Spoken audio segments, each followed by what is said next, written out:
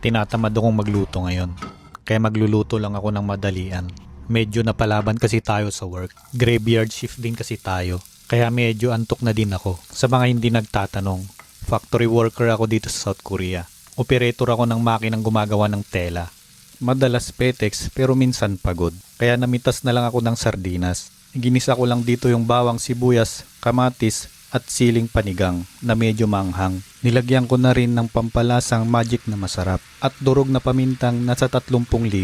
Tsaka ako binuhos yung ligo na Youngstown. Nilagyan ko na rin ng kalahating drum na tubig kanal. Niligay ko na rin yung green-minded na bok choy. Lulutuin natin to ng 3 minutes na 3 minuto sa katamtamang init na medium heat.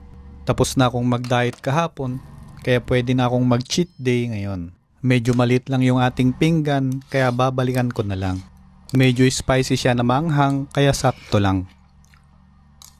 Mangan,